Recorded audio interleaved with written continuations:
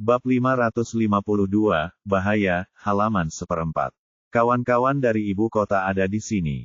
Ekspresi Komandan Tian berubah setelah mendengar ini, dan dia buru-buru bertanya, di mana mereka sekarang? Petik 2. Mereka ada di gerbang Kam. Mengapa kamu tidak mengundang mereka masuk?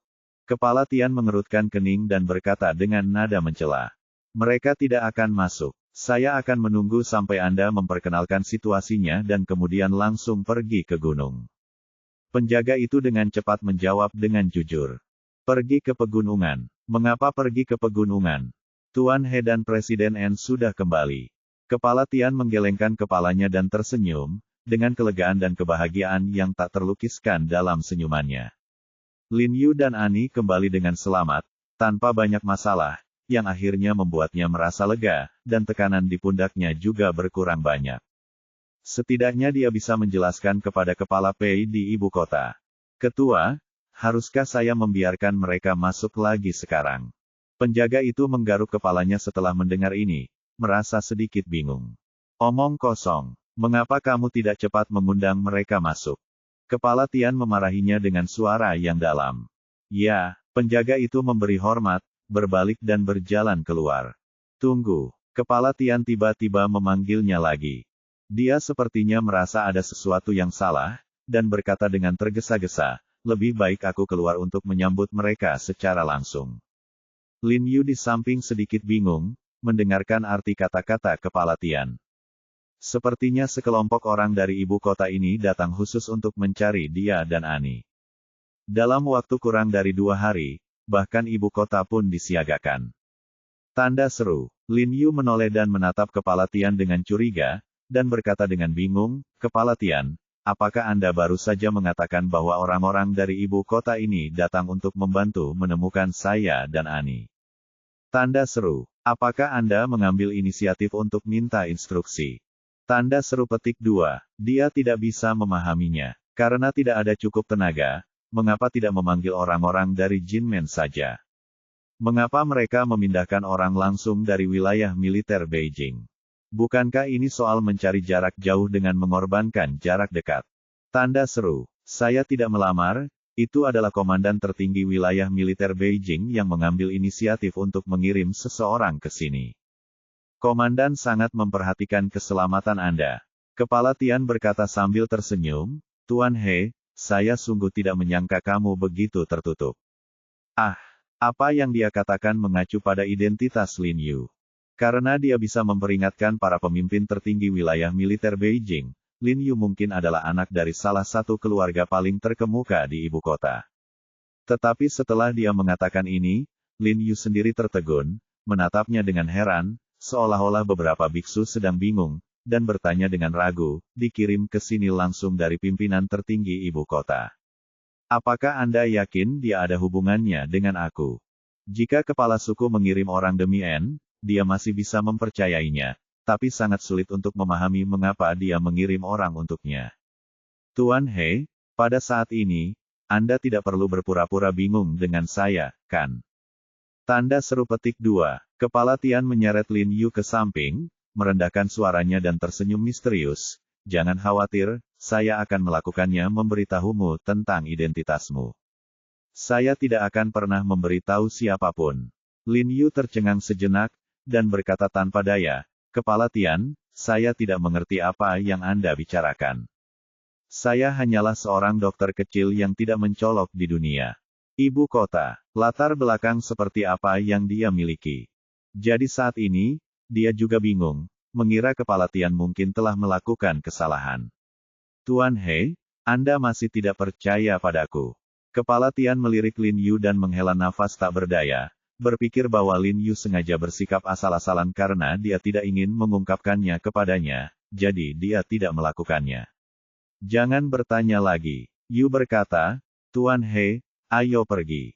Silakan pergi bersamaku, agar rekan-rekanku di ibu kota bisa tenang.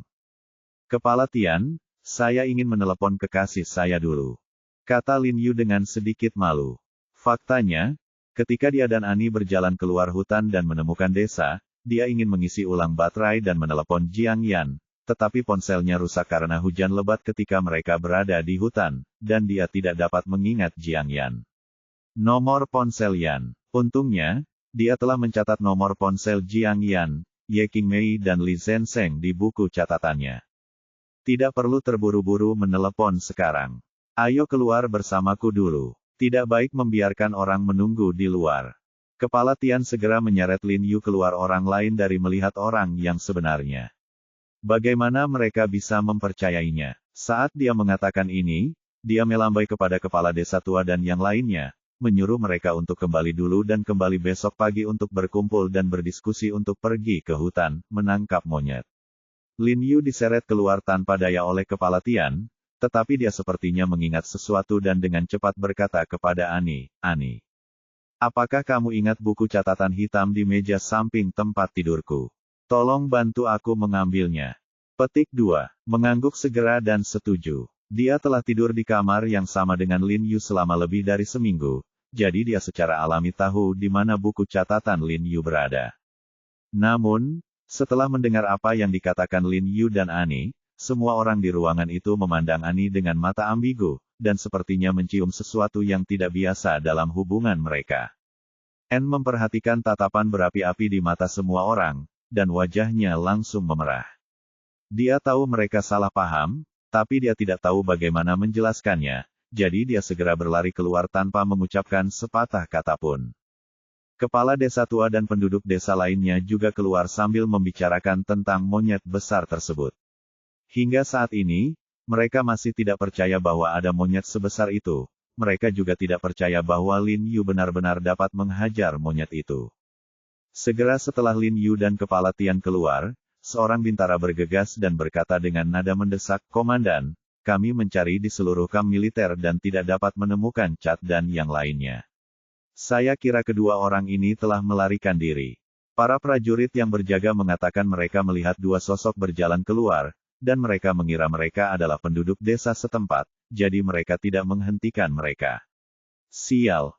Kedua orang ini sedang dimanfaatkan. Meski ada pos pemeriksaan yang didirikan di kaki gunung, namun jika kedua orang ini benar-benar ingin keluar dari hutan, orang-orangnya mungkin tidak bisa menemukannya. Lin Yu mengerutkan kening, dan tidak bisa menahan perasaan sedikit tidak senang. Kedua bajingan ini tidak mendapatkan hukuman yang pantas mereka terima, yang pasti akan membuat orang marah. Abaikan mereka untuk saat ini, ayo keluar dari kamp militer dulu. Kepala Tian buru-buru membawa Lin Yu keluar. Setelah Lin Yu mengikuti kepala Tian keluar kamp militer, dia melihat tidak kurang dari 10 kendaraan off-road diparkir di luar. Yang pertama adalah Ksatria 15 hitam, dan beberapa kendaraan off-road berikutnya semuanya adalah prajurit Dongfeng. Kendaraan ini juga dilengkapi dengan senapan mesin berat. Ekspresi Komandan Tian berubah ketika dia melihat pemandangan ini. Dia jelas tidak menyangka bahwa wilayah militer Beijing akan mengirimkan peralatan secanggih itu. Anda tahu, Knight 15 saja bernilai hampir 20 juta, dan dikatakan sangat bersenjata. Lampu depan kendaraan off-road bergigi ini memiliki kap lampu khusus. Saat ini, di depan mobil, terdapat puluhan tentara dengan wajah tegas, sosok tinggi dan tegap, serta syarat dengan amunisi. Seragam mereka jelas berbeda dengan prajurit Komandan Tian, dan wajah mereka semuanya ditutupi kamuflase. Mereka jelas telah melakukan tugasnya. Bersiaplah untuk berperang dan bersiap memasuki hutan kapan saja. Bab 552, dipertaruhkan, halaman 2/4. Kepala Tian sebelumnya telah menduga bahwa kelompok orang yang datang memiliki status yang luar biasa, jadi tentu saja dia tidak berani menunjukkan sikap meremehkan. Mungkin beberapa dari mereka memiliki pangkat lebih tinggi darinya. Dia buru-buru keluar dan memberi hormat kepada para prajurit sambil melihat wajahnya. Dia berkata dengan sungguh-sungguh, "Saya Tian Zihong, Komandan Divisi Kedua Tentara Kelima Wilayah Militer Beijing. Terima kasih telah datang membantu. Anda mengalami kesulitan di jalan." Tian. Pada saat ini, seorang pria yang mengenakan seragam tempur khusus hitam dengan ban lengan bermotif petugas dengan karakter Scorpion Tiger, datang dan memberi hormat kepada kepala Tian, dan berkata, "Saya Qin Yong, wakil kapten dari Brigade Khusus Harimau Kalajengking dari wilayah militer Beijing. Saya sangat senang bertemu dengan Anda." Anda dan saudara-saudara Anda telah bekerja keras selama periode ini. Qin Yong mengambil inisiatif dan mengulurkan tangannya kepada Kepala Tian. Brigade Kalajengking dan Harimau. Ekspresi Komandan Tian tiba-tiba berubah ketika dia mendengar ini, dan dia sangat terkejut. Dia tidak menyangka Jenderal Pei akan langsung mengirim Brigade Harimau Kalajengking. Sebagai seorang prajurit, tentu saja saya pernah mendengar tentang pasukan khusus terbesar kedua di tentara Tiongkok. Ini adalah divisi andalan kedua setelah Brigade Pembunuh ke-8 di antara pasukan khusus Tiongkok. Hei, Kapten Qin, halo, halo. Kepala Tian dengan cepat memegang tangan Qin Yong, bersemangat. Meskipun pangkat militer Qin Yong ini mungkin lebih rendah darinya, dalam hal kekuatan dan status sebenarnya, dia mungkin tidak berada di atasnya. Lin Yu melirik Qin Yong dan tidak bisa menahan senyumnya. Dia sepertinya ingat bahwa Qin Yong ini adalah wakil kapten dari Brigade Harimau Kalajengking yang menemani Tuan He kembali ke Brigade Pembunuhan Gelap dan berlari ke Brigade Pembunuhan Gelap untuk menantang dia. Namun, karena Qin Yong memiliki kamuflase di wajahnya, Lin Yu tidak mengenalinya pada awalnya, dan Qin Yong juga tidak memperhatikan Lin Yu berdiri di belakang Kepala Tian. Saya tidak menyangka Kepala Pei akan mengirim Anda ke sini. Kepala Tian menghela nafas dengan emosi, dan dia menjadi semakin terkejut, mengetahui bahwa identitas Lin Yu pastilah dia adalah anak dari keluarga bangsawan dan dia tidak melarikan diri. Dan dia juga anak dari keluarga yang sangat luar biasa. Namun yang tidak pernah dia duga adalah yang lebih mengejutkannya adalah di belakangnya, dia melihat seorang pria berseragam tempur khusus berwarna kuning hijau berjalan dengan cepat, memberi hormat dengan tamparan, dan berkata, Tian halo, Komandan, saya wakil Kapten Brigade Pembunuhan Gelap. Nama saya Li Changming. Senang bertemu dengan Anda. Petik 2. Brigade Pembunuhan Gelap. Petik 2. Komandan Tian tiba-tiba membuka matanya karena terkejut dan tidak percaya. Saya benar-benar tidak menyangka Tuan He akan melakukannya, memobilisasi 2 tim pasukan khusus terbaik di Tiongkok. Lin Yu terkejut ketika mendengar kata-kata, Li Changming. Dia tahu Li Changming ini. Ketika He Zizhen kembali ke Brigade Pembunuhan Rahasia dari Rumah Sakit Umum Daerah Militer, Li Changming inilah yang mengemudi untuk menjemput mereka. Terlebih lagi, Li Changming dan Qin Yong masih mengalami perselisihan yang besar. Tanpa diduga, kali ini mereka akan bergabung untuk menjalankan misi.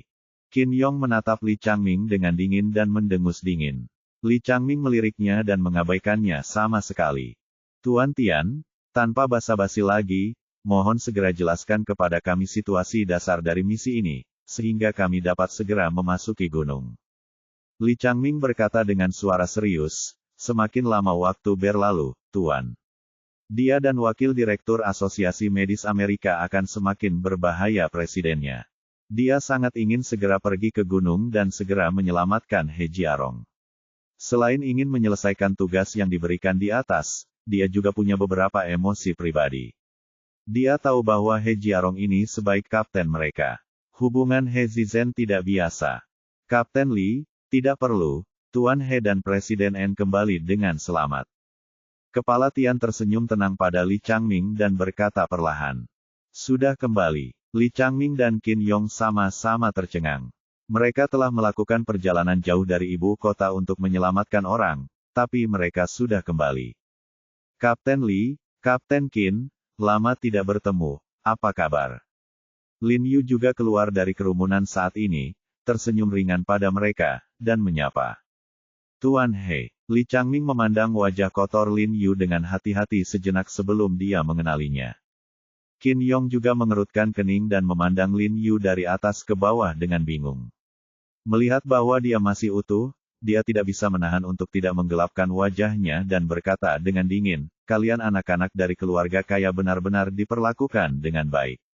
Kalian hanya orang hilang, dan kamu membiarkan kami menjatuhkannya. Datang jauh-jauh ke sini untuk masalah yang ada hanya membuang-buang sumber daya nasional. Qin Yong, Li Changming dan He Zizhen berasal dari 2 kubu yang berbeda dan He Zizhen berada di grup yang sama, menambahkan terakhir kali Lin Yu ikut campur, reputasi Brigade Harimau Kalajengking ternoda. Tentu saja, dia sangat tidak disukai oleh Lin Yu, jadi dia tidak bisa menahan diri untuk menjadi sedikit sarkastik saat ini.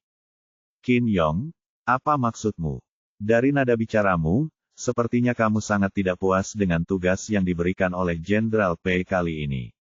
Saya dapat memahami bahwa kamu mempertanyakan kemampuan kepemimpinan para pemimpin tingkat atas. Chang Ming melirik Qin Yong meliriknya, mendengus dingin, dan menamparnya dengan topi besar. Ekspresi Qin Yong tiba-tiba berubah ketika dia mendengar ini, dan dia buru-buru berkata kepada Li Changming, "Li Changming, jangan memfitnah saya. Maksud saya adalah karena He Jiarong telah kembali, Anda dapat menelepon markas besar dan biarkan kami kembali setengah jalan." Sejujurnya, Tuan He baru saja kembali.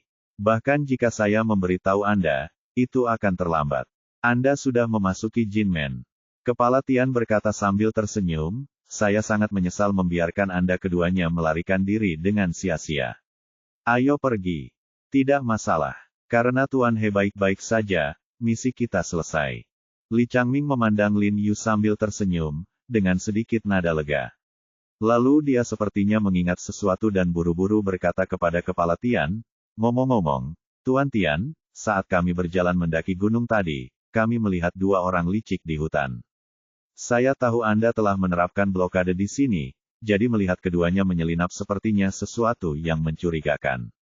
Jadi dia meminta seseorang untuk keluar dari mobil dan menangkap mereka. Dia hanya mengkhawatirkan keselamatan Lin Yu sekarang, dan dia hampir melupakannya." Dua orang yang licik. Kepala Tian mengerutkan kening, jelas bingung. Bawa orang ini ke Tuan Tian. Li Changming segera melambai kepada anak buahnya.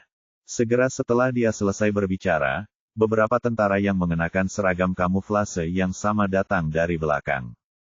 Pada saat yang sama, mereka mengangkat dua pria yang tangan dan kakinya diikat dan mulut mereka dililitkan kain dari rambut mereka. Lihat, mereka tidak mirip orang China. Kedua orang ini benar-benar terbawa suasana. Beratnya lebih dari 100 kilogram. Di tangan para prajurit ini, mereka tampak seringan mainan mewah. Para prajurit itu datang dan segera melemparkan kedua pria itu ke tanah dengan keras. Kedua pria itu langsung menjerit kesakitan. "Lepaskan strip dari mulut mereka." Li Changming memerintahkan dengan suara yang dalam, dan para prajurit segera menurutinya. Setelah mereka melepaskan potongan kain dari mulut kedua pria itu, ekspresi Kepala Tian, Lin Yu dan yang lainnya tidak berubah. Kedua orang ini ternyata adalah pria ras campuran dan cat. "Sialan kalian, beraninya kalian melarikan diri." Kepala Tian menjadi marah ketika melihat mereka. Bab 552, dipertaruhkan, halaman 3/4. Cat dan pria ras campuran itu tiba-tiba berteriak minta tolong. Lin Yu menyipitkan matanya setelah melihat mereka berdua, dan dia tidak merasa senang sama sekali. Benar saja, Tuhan memperhatikan apa yang dilakukan orang-orang. Meskipun keduanya ingin melarikan diri, mereka tertangkap secara tidak sengaja dikatakan sebagai retribusi. "Tuan Tian, apakah ini dua orang Anda? Apa yang terjadi?" Melihat Kepala Tian sangat marah, Li Changming bertanya dengan rasa ingin tahu. Kapten Tian menendang pria ras campuran dan cat dengan keras lagi, lalu mengangkat kepalanya dan berkata kepada Li Changming, "Kapten Li, sejujurnya, hilangnya Tuan He dan Presiden N kali ini bukanlah sebuah kecelakaan, itu adalah buatan manusia." "Buatan manusia? Siapa yang begitu berani?" Wajah Li Changming tiba-tiba berubah, dan dia melirik kedua orang di tanah dan bertanya dengan cemas, "Ya.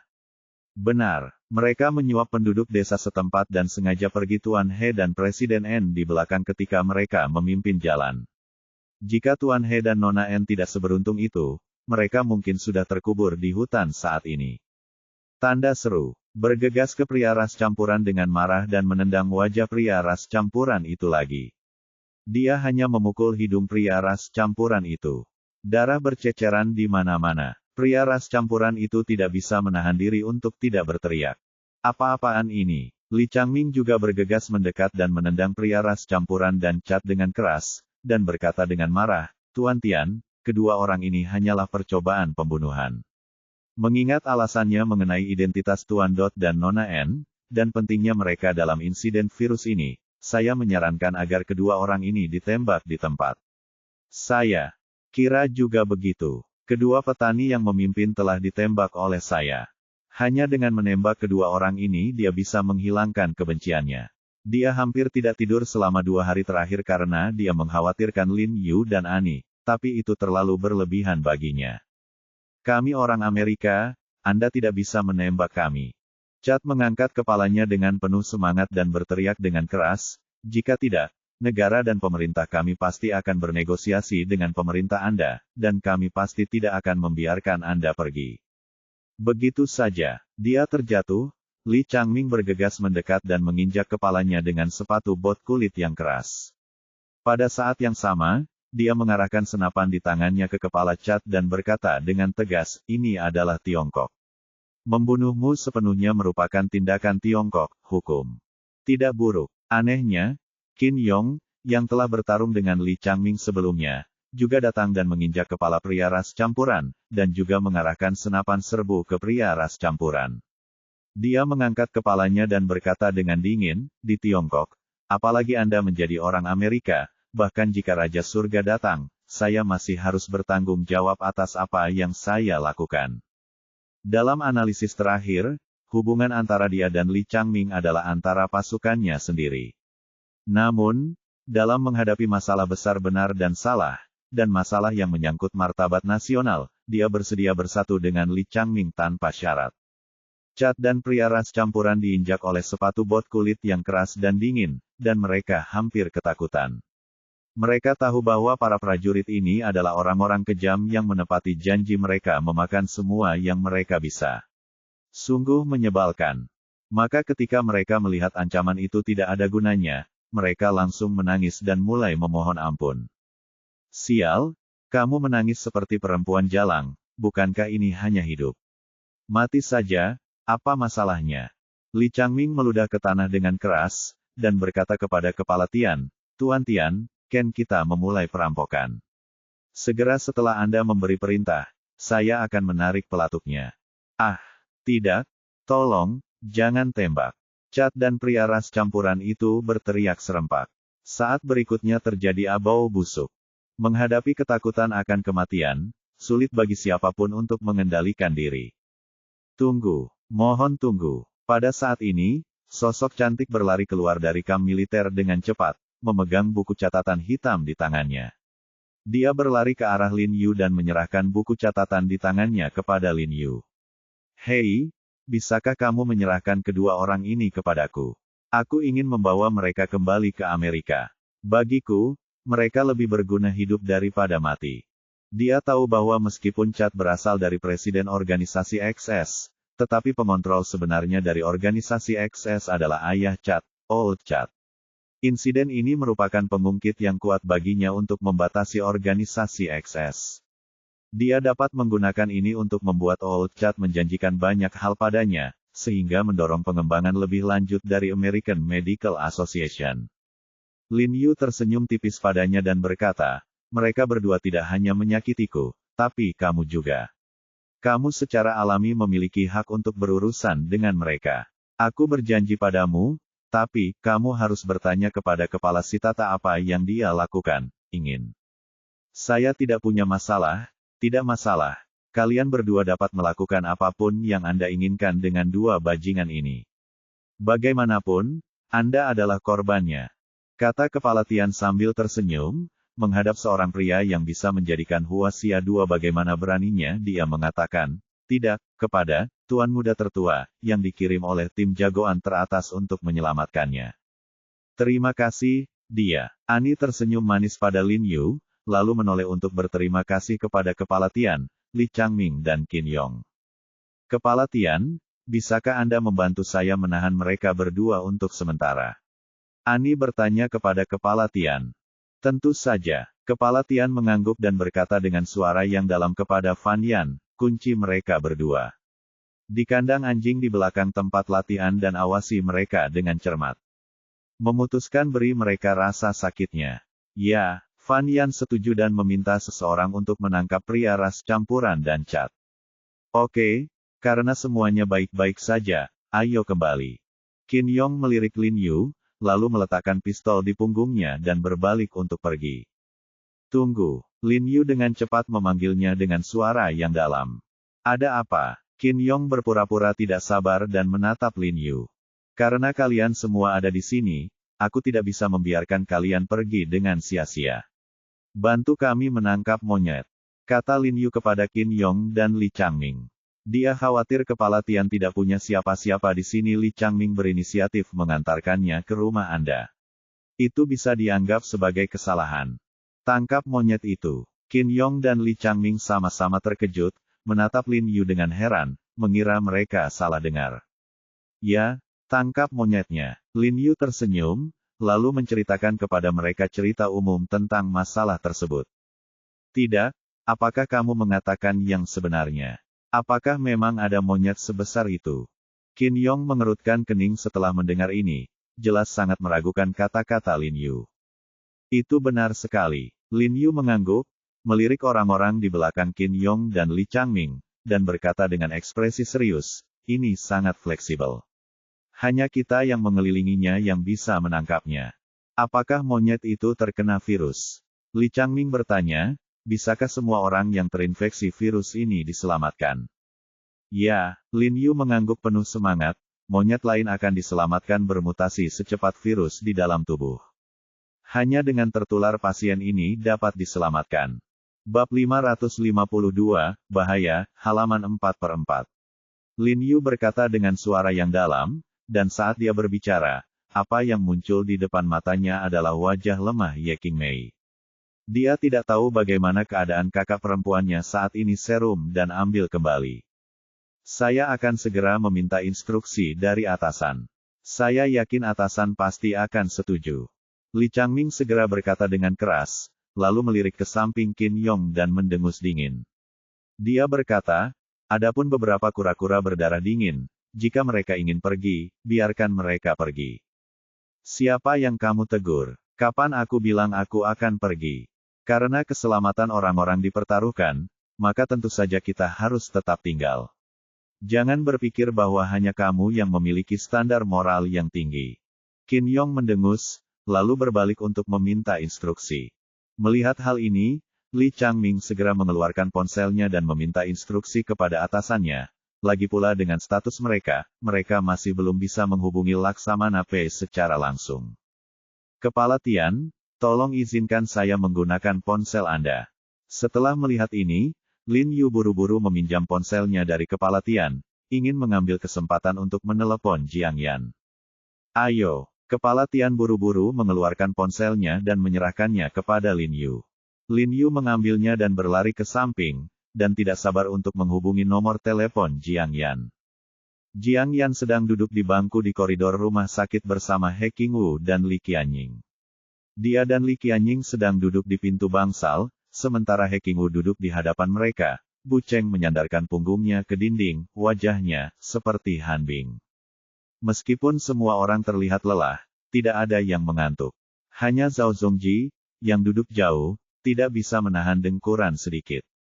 Pada saat ini, tiba-tiba ada ponsel yang berdering. Jiang Yan bergidik dan menyadari bahwa itu adalah ponselnya sendiri. Dia segera mengeluarkan ponsel dari tasnya dan mengerutkan kening ketika dia melihat bahwa itu adalah nomor yang tidak dikenalnya. Panggilan semacam ini sebelumnya dan tahu bahwa itu seperti ini. Sudah larut malam, kebanyakan dari mereka adalah panggilan yang melecehkan, dan dia hendak menekannya, tetapi saat jari-jarinya meluncur, dia tiba-tiba ragu-ragu, bagaimana jika itu adalah panggilan Jiarong. Meski peluangnya mungkin hanya satu dari puluhan ribu, dia tetap ingin mencobanya. Kemudian dia langsung menjawab panggilan tersebut, dengan hati-hati menempelkan gagang telepon ke telinganya, menahan napas dan tidak berkata apa-apa. Saudari Yan, apakah itu kamu, Saudari Yan? Sebuah suara yang sangat familiar tiba-tiba terdengar dari ujung telepon yang lain. Tubuh Jiang Yan tiba-tiba bergetar, dan batu yang menekan hatinya tiba-tiba hancur berdiri dan berkata dengan cemas, Jiarong. Apakah kamu, apa kamu baik-baik saja? Saat dia berbicara, air mata langsung keluar dari matanya. Keluhan yang tak ada habisnya datang seperti air pasang, dan kekhawatiran beberapa hari terakhir pun hilang akhirnya tersapu. Betapa dia berharap pria ini berdiri di depannya sekarang. Jika dia bisa memeluknya dan menangis dengan keras, itu pasti akan menjadi hal yang paling membahagiakan di dunia. Li Qianying di sampingnya dan Tuan He di seberangnya terkejut ketika mendengar kata-katanya. Mereka tiba-tiba terbangun dan berdiri bersama. Tuan He meraih tongkatnya dan memberi isyarat untuk berjalan ke arah Jiang Yan. Namun karena sudah lama duduk, kakinya mati rasa, kakinya lemas, dan ia terjatuh dengan keras ke tanah. Bu Cheng, yang berada di seberang, memiliki mata yang cepat dan tangan yang cepat, dia bergegas ke arahnya dan mendukungnya. Tuan He tidak jatuh ke tanah. Tuan He dengan cepat mengangguk kepada Bu Cheng dan mengucapkan terima kasih, lalu berjalan ke rumah Jiang Yan dengan dukungan Bu Cheng di depannya. Tidak apa-apa, Saudari Yan. Tidak ada yang salah denganku. Aku baik-baik saja. Mata Lin Yu tidak bisa menahan panas di ujung telepon. Bagaimana mungkin dia tidak takut bahwa dia tidak akan pernah melihat Jiang Yan lagi.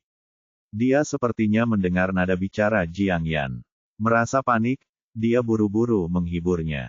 Tidak apa-apa, itu membuatku takut setengah mati. Apa yang telah kamu lakukan 2 hari ini? Jiang Yan mencoba yang terbaik untuk mengendalikan emosi dan suaranya, tidak ingin Lin Yu di sana mendengar sesuatu yang aneh, dan tidak ingin dia mendengarnya, khawatir. Apa yang bisa kulakukan? Tentu saja aku mencari inang virusnya.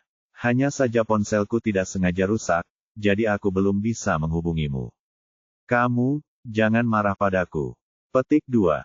Lin Yu ingin mencegah Jiang Yan membiarkan Jiang Yan khawatir, saya menyembunyikan fakta dan membuat kebohongan sembarangan. Jiang Yan benar-benar menghela nafas lega ketika dia mendengar ini. Dia mengira Lin Yu telah menghadapi bahaya dalam beberapa hari terakhir di daerah pegunungan. Wajar jika ponsel rusak, asalkan orangnya baik-baik saja. He Qingwu dan Li Qianying di samping juga samar-samar mendengar kata-kata Lin Yu. Ketika mereka mengetahui bahwa Lin Yu baik-baik saja, ekspresi mereka melembut, dan mereka segera menghela nafas panjang. Jadi bagaimana kabarnya? Apakah inang virusnya telah ditemukan?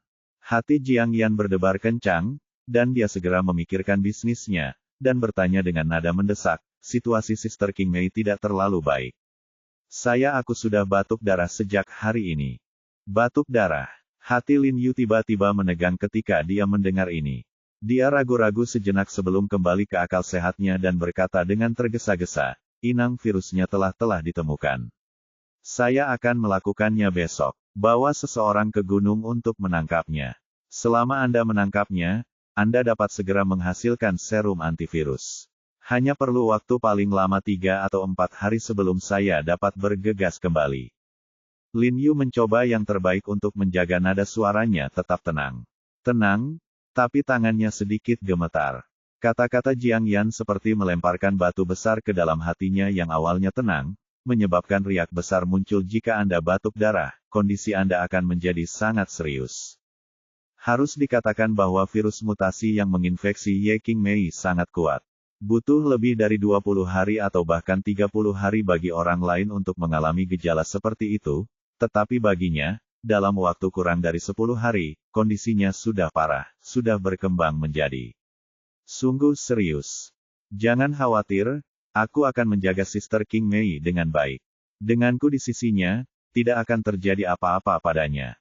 Jiang Yan juga tahu bahwa kata-katanya berdampak pada hati Lin Yu, dan buru-buru menghiburnya. Begitu dia selesai berbicara, perawat yang memasuki bangsal untuk mengganti handuk Ye King Mei tiba-tiba berlari keluar dengan panik dan berkata dengan cemas kepada Jiang Yan, Dokter Jiang, ini tidak baik. Pasien mulai batuk darah lagi, dan ini kali itu bahkan lebih serius. Apa? Wajah Jiang Yan tiba-tiba menjadi pucat, dan dia dengan cepat bergegas ke bangsal bahkan tanpa sempat mengenakan pakaian pelindung. Saya melihat Ye King Mei di ranjang rumah sakit, wajahnya sepucat kertas, batuk darah, dan dadanya naik turun perlahan, dan jumlah udara yang keluar jelas jauh lebih besar daripada jumlah udara yang masuk. Tubuh Jiang Yan gemetar ketakutan. Ketika dia melihat saturasi oksigen darah Ye King Mei turun dengan cepat pada instrumen, dia segera panik dan buru-buru berkata kepada perawat, cepat, cepat, teriak, teriak. Dia mengikuti kebiasaannya dan ingin perawat itu berteriak. Direktur atau dekan dan dokter lain yang lebih senior, tetapi dia tiba-tiba menyadari bahwa tidak ada gunanya memanggil siapapun untuk mengetahui virus ini. Dia tiba-tiba teringat ponsel di tangannya, tiba-tiba mengangkat tangannya, dan berkata dengan mendesak kepada Lin Yu di ujung telepon yang lain, Jiarong, King Mei batuk darah dan kesulitan bernapas. Apa yang harus saya lakukan? Lakukan. Yan Sister, dengarkan aku, jangan khawatir. Jelaskan gejala senior kepadaku secara detail. Lin Yu berkata buru-buru di ujung telepon. Jiang Yan dengan cepat menjelaskan situasi spesifik Ye King Mei kepada Lin Yu secara mendetail. Hati Lin Yu bergetar ketika dia mendengar kata-kata itu, dia merasakan matanya menjadi gelap, terhuyung, dan hampir pingsan. Ketika dia mendengar penjelasan Jiang Yan, dia tahu bahwa Ye King Mei berada dalam kondisi kritis saat ini, dan kemungkinan besar akan menimpanya. Dia mungkin tidak bisa bertahan malam ini. Dan dia berada ribuan mil jauhnya, berduka tetapi tidak dapat melakukan apapun.